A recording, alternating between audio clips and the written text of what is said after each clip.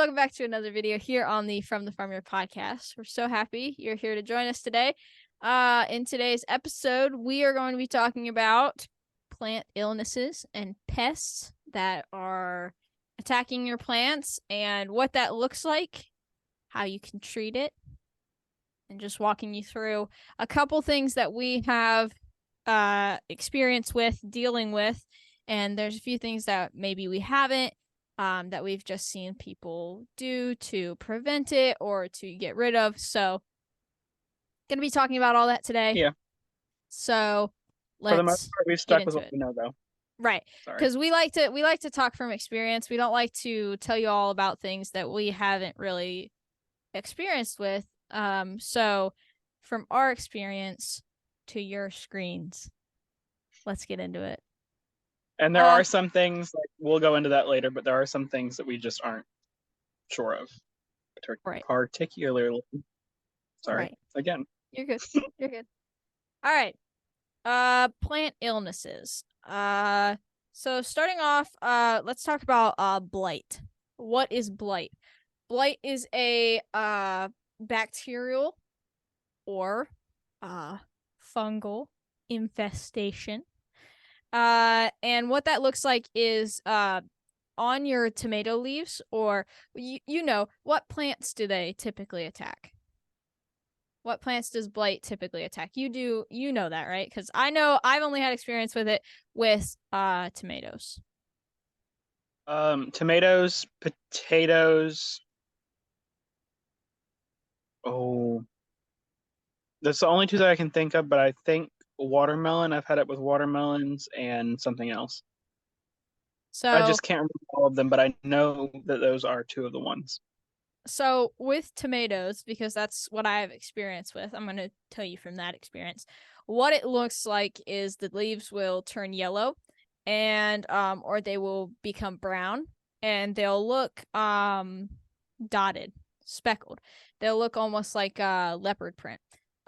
So when you see that, you need to cut those leaves off, because those leaves are obviously not doing anything for the plant. If anything, they're just going to spread the disease more, not to the plant itself, but to other plants around it.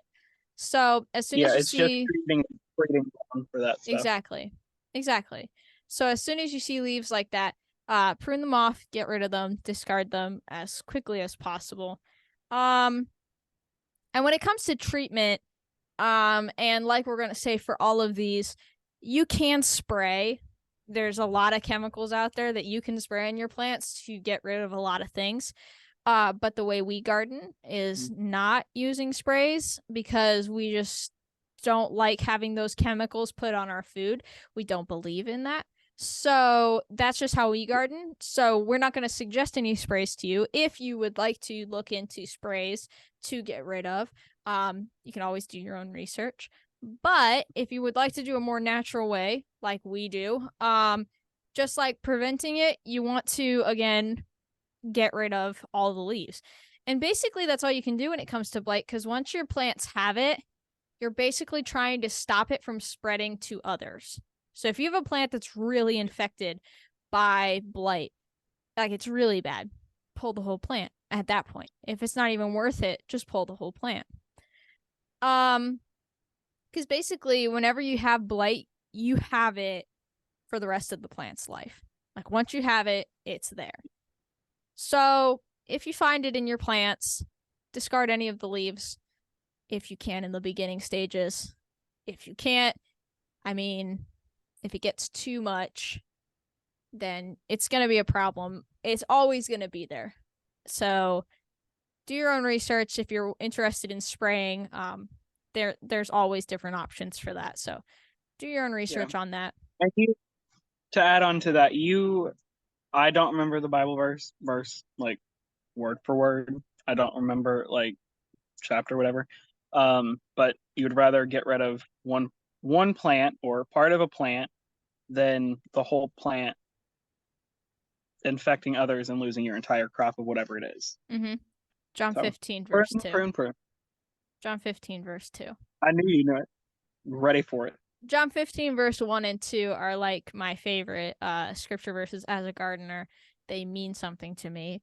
But John 15 verse 2 talks about pruning off the branches that bear me no yield, and it's going to later on um give you a better yield in the end. So yeah, there you go. John 15 verse 1 and 2, really good. If you want to look them up, you can, but you totally should. um Uh, so next we're going to talk about powdery mildew. So what that looks like, what it is a white fungus that will infect the leaves. It's a variety of plants it'll infect. I don't know specifically, but I do know that they go after squash plants. So like your zucchinis and your pumpkins and cucumbers and stuff, that's what those will yeah, attack. and I've had it with watermelons. You can get them on tomatoes. It is very not rare, but very uncommon to get it in tomatoes, especially if you're pruning how you're supposed to, Mm-hmm. or pruning at all can help. Even if you're just pruning like the bottom foot of the plant, it helps tremendously. Um, Definitely gourds and melons, anything that is like really big leaves, it really susceptible to that. Right. And when you're identifying it, you go to your garden and you'll see your leaves look like they're dusted with flour, basically. That's what it looks like. Um, so precautions to take are pruning your leaves to allow better air circulation. Keep your plants further apart when you plant them at first, to prevent overcrowding or overlapping of leaves. Because if there's too many leaves and they're overlapping, you're going to have that fungus start to grow. The spores are going to be there, and they're just going to, with that dampness, with the no sun, nothing's drying, no air circulation, that overlapping is going to cause you problems, and it's going to end up in powdery mildew and stuff like that. So, Yeah.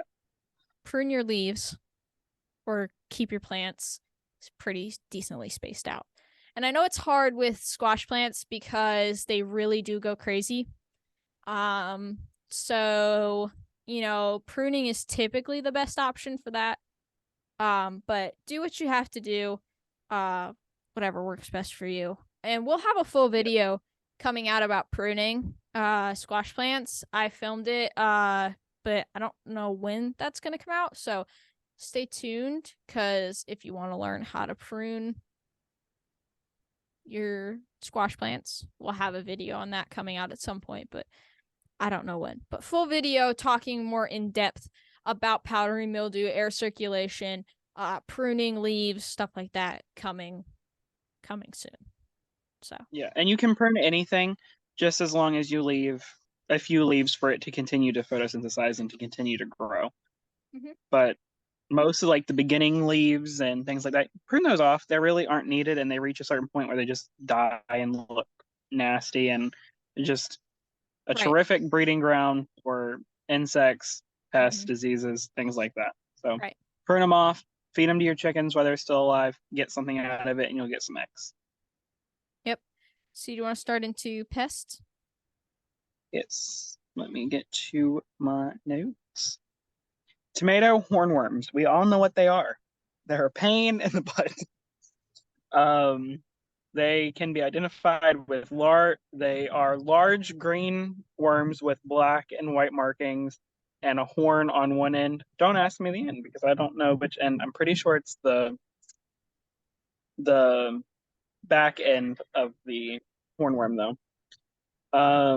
How you can identify to know that you have tomato hornworms are tomato plants will look to be eaten or just stripped of leaves, and your plant could be dying in different parts. Like some parts might look really bad, others really healthy. That's kind of an indication as well. Um, there are a few ways that you can help prevent them. Marigolds are one thing. Mm-hmm. did not know what I wrote there. Sorry. Marigolds can help if you plant them in between your tomatoes. The aroma from the marigold will deter those moths from laying their eggs, which in turn become the hornworms. You can also help prevent damage from spreading as quickly if you spread your plants out a little bit. A lot of these things can be not erased, but can lessen the effects if you spread your plants out. So yeah, if you spread your plants out, you won't have them as close, and they usually won't get as bad. But they still could get as bad. Extermination with these bugs are actually really easy. One thing is if you have a black light, go out after dark and start checking your plants. They will glow when the hornworms will glow when the black light hits them. I don't know the science behind it. I don't know what's it. It's just some sort of chemical compound inside of the hornworm that will make them glow when the black light hits them. Pick them off and give them to your chickens, or just squish them. Either way, your chickens would probably be the best bet. But the thing with that, if you're going out at night and you're picking off the hornworms, and you can get rid of all your hornworms just by going out at night with a black light flashlight. But if you give them to your hens at night, chances that they get out of your area, your coop, and go back to your plants kind of high. So I would put them in a sealed bucket and give them to them in the morning, and then just watch and make sure that all of them go. And for the most part, your chickens will eat them. I have had a few that just don't bother with them, but a lot of them love them. And then you had said about marigolds and how that like deters with the aroma. We forgot to add, and I was just thinking about it. So I'm just gonna bring it up now. Cucumber beetles are like a huge thing for like us. We have them like everywhere. But I know we've talked about nasturtium before, and nasturtium works for a wide variety of things, but nasturtium is a really good trap crop, and you can plant it with your squash plants and your cucumbers. And what it'll do is, instead of the cucumber beetles or any of the pests, not predatory, the pest insects will go to, is it a predatory? Predatory No. are the one that feed on the bad ones. Yes. Yeah. Yes. I knew I was like, but I had to make sure. Okay. So what it'll do is the pests, the bad insects, will, instead of attacking your squash plants or your cucumbers, they like the color of the nasturtium and they like the smell. So they'll go to those instead and feed off of those instead of your cucumbers and your squash. So just gonna add that in there because that's what I've done. Yeah. And I'm not saying it works or doesn't work. I'm not saying I've noticed a change, but like that's something you can do. So it also adds really cool. I haven't really looked. So I'm gonna be honest, I haven't really looked. So I had my nasturtiums planted in between my squash plants, and I did end up getting the squash vine borers, which we'll talk more on that in a minute. But I did notice when I was pulling the plants out, there was more of a concentration on the nasturtiums than the actual squash plants. So it was working, but I feel like we just got them really bad. And the plants it was all really crowded. It wasn't the best place for them, spreading them out wise, but it was fine. And they were still all over the marigold. And the squash plant kept producing where normally they stop producing, but more on those in a minute. Do you want to talk about the squash vine borers now? Because you can do that I can now. wait. You're good. You can now. Do it now, because I just talked about something, so it would be your turn to take next. So you go ahead. You can talk about that. Okay. That's fine. We talked about the trap crops, which trap crops are anything. Yeah. I've said that few too many times and it gets confusing. Trap crop are a good way to, I mean, it's what it is. It deters the other plants away from them so the regular plant can continue growing. Squash vine borer or gourd vine borer is what it should be called because it doesn't just go after squash. It's all gourds. It really affected my pumpkins last year. But I did already have them growing and I should have just picked them, but that's my fault. So. They are dark bugs crawling in and around your squash plants. Now, they aren't always dark. I have noticed some that are white, some that are yellow, but it's usually the darker colored ones and then a few yellow or white ones. Prevention, the only thing that you can really do is if you see them, pick them off. Trap crops work really good as well. Again, some people have varied luck with these trap crops. Sometimes it's really good, sometimes it doesn't work at all. I think it really just depends on a lot of different variables, like how bad the pests are, how far you're spaced, how far spacing is, and things like that. There are chemicals that you can use in order to help prevent squash vine borers or gourd vine borers. But again, I garden organically, Reagan does too. And what we mean by organically is we don't spray anything. Now, there are some organic sprays that you can do, but we don't even use those. We just garden strictly. It's kind of like the Hunger Games around here. Yeah. Everything is, if you die, you get taken out, you get replaced with something that's going to grow and it's going to produce. Survival of the fittest. Exactly. The only way that you can really get rid of these things is pull the plants and burn them or feed to chickens and plant again. That's really the only way that people know how to do, or succession planting, where you have one area that you're going to sacrifice to the bugs and then maybe let the other areas go. But if that doesn't work, pull the plant, wait a couple weeks, and then plant again. Or you can just look up their I don't know the correct word. I'll simplify it. Look for their life cycle, the cycle of when they are. Like, look in your area, see when the worst time is, and then plant outside of that window. I mean, yeah, you might still have them, but it's not going to be as bad outside of that window. So look for their cycles and see if you can plant outside of it. And that's really the only way that a lot of people I have seen are able to deal with them. It's just a hit and miss game here. But if you plant enough plants and spread them out in succession plant, you'll be fine. Okay, sorry, continue. That took a little longer than it should have. Okay. No, you're good. Let's talk about aphids. I feel like aphids are a pretty wide range. Like they cover a lot of ground. Aphids.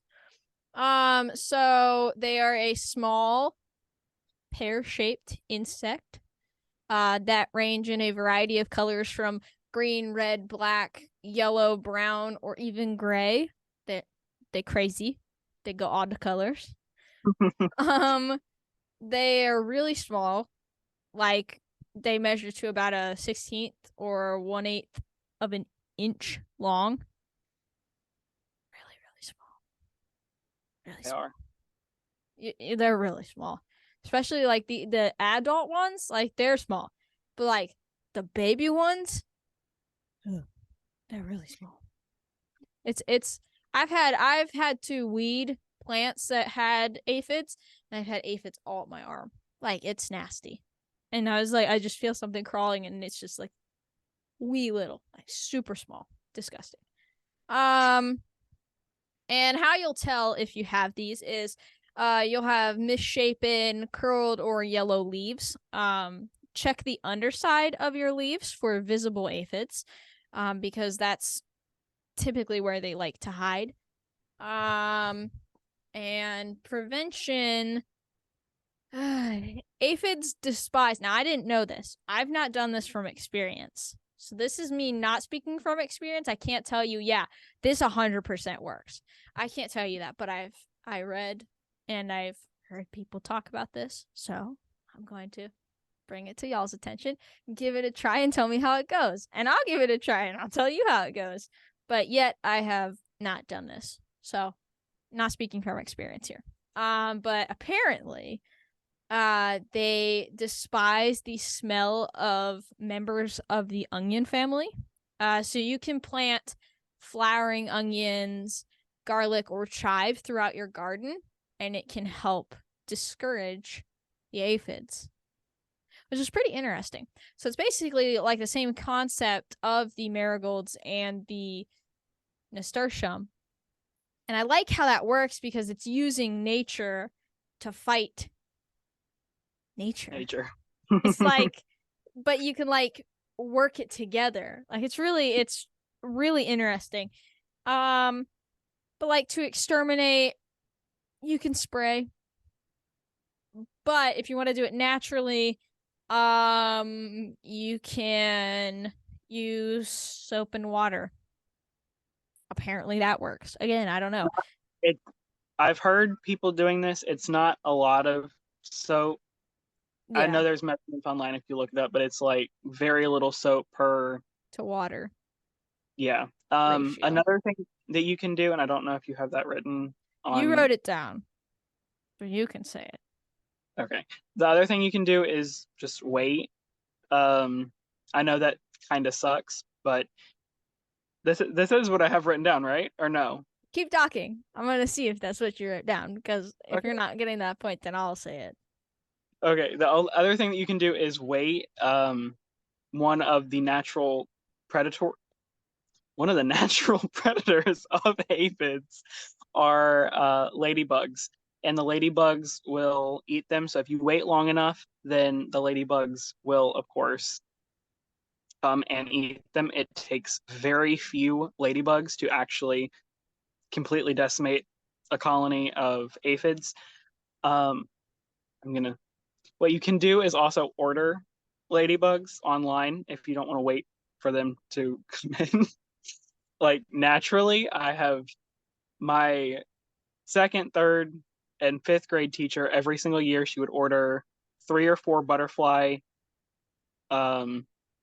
cases, praying mantis egg cases, and just a bunch of ladybugs, and they would let them go in the garden and around the school. It was so much fun, and watching them emerge and everything, it was just fantastic. So you can get those and you can completely wipe them out. One year we had praying mantises. She had them inside like a little terrarium, but the holes were too little for the little praying mantises because there's like 500 in an egg case. We came in and there was little praying mantis babies everywhere. It was a lot of fun, but it's kind of weird, like picking up a pencil. Whoa, we got one. But they were all released and everything. So you can order them offline and have them released when you want them and things like that. That is definitely not what you had written down, but did I have written down? You were oh, you did have ladybugs. Okay, now I see it. But you had talked about neem oil. Oh yeah, I have never used neem oil, so I really can't give. But it's a natural insecticide. Yes. And so neem oil works for a variety of things. It doesn't work for just aphids, doesn't it? It works for a lot of things. I think it's one of the things with the squash bugs as well. Don't fact check me on that, but I'm pretty sure that's what it is used for as well. So, natural insecticide. You're on slugs. Slugs? I don't like slugs. They're nasty little things. That's why you're talking about it. Everyone knows what a slug is, but you don't if you... Looks like a booger.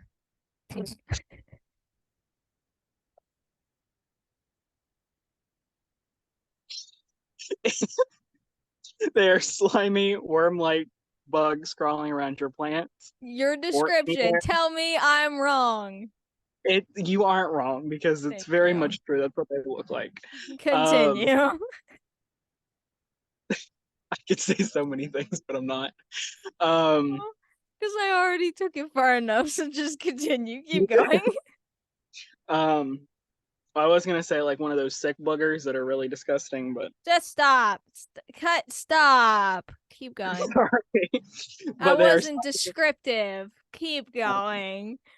I'm a writer. I can't help but be descriptive. They are slimy worm-like bugs crawling around. Not just your plants. You will find, well, this takes me into identifying them.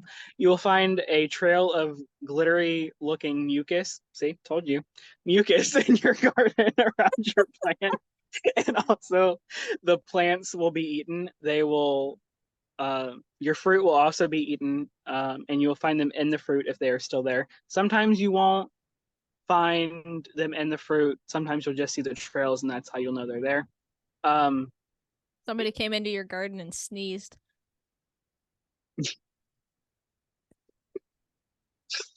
uh, it was the groundhog trying to steal everything. He has a little snack. Just went out. Prevention: you can put salt around your garden. Like around, if you have raised beds, you can put it around the top. They'll dry up from that. How quickly, I don't know. But the only thing with that is you will need to like you'll have to keep applying it because once it rains or you water and it gets it out, it won't be as solid. Um, there are sprays online that you can use. Again, I don't know what they are. I don't garden like that. I garden organically. Um, if someone's keeping a tally of how many times we've said garden organically, we want to know this. But it's what we do. Ducks will also help to get rid of them.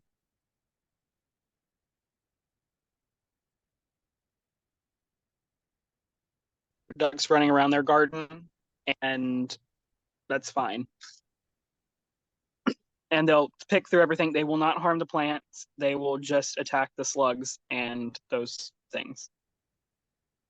They're more the ducks are more protein than anything else.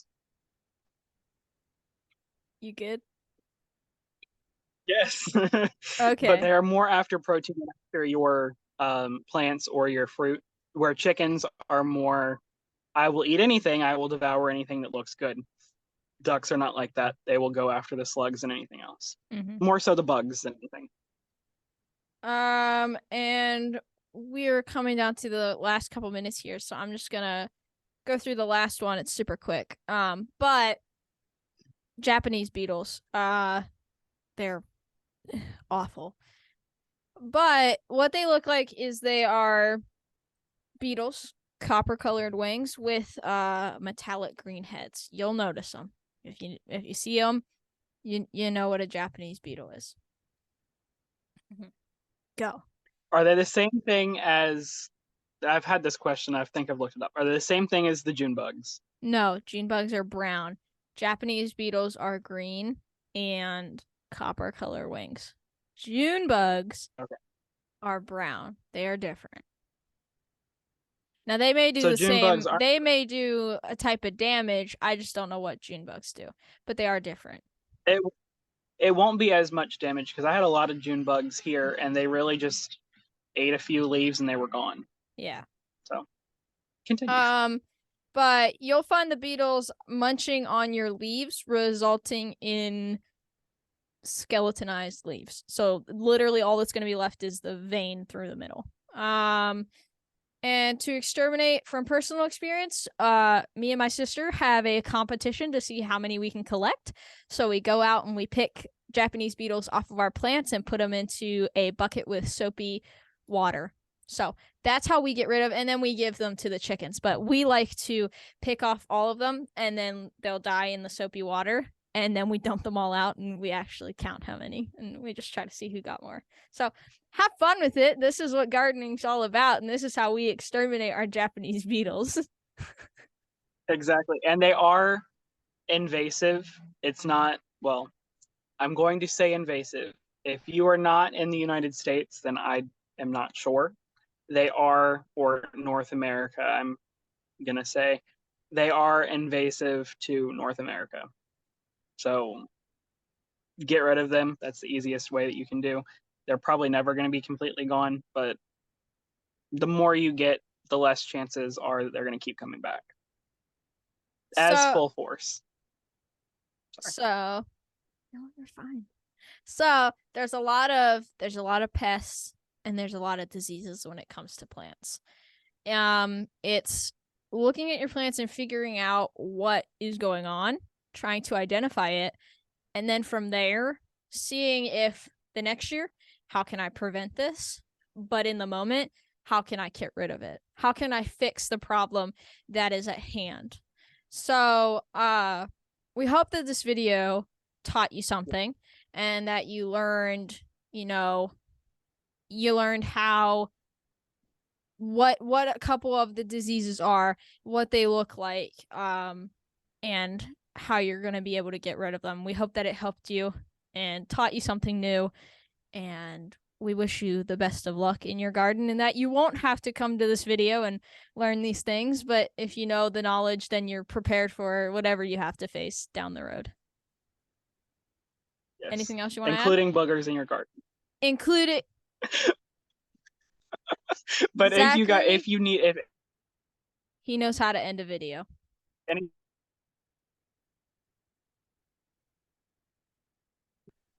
needs help, then it's on Instagram. We're always open to ask or answering questions. Along with some of these pests, most years, your first year, you'll have less pests because it's a new garden. They don't know what's there yet. But usually the second, third year, you'll start getting more pest pressure. Best way to do it, like we said in this video, and you'll be able to keep all those boogers out of your garden. So, thanks for watching, guys. We hope you enjoyed this video, and we'll see you on the next one. Bye. Bye.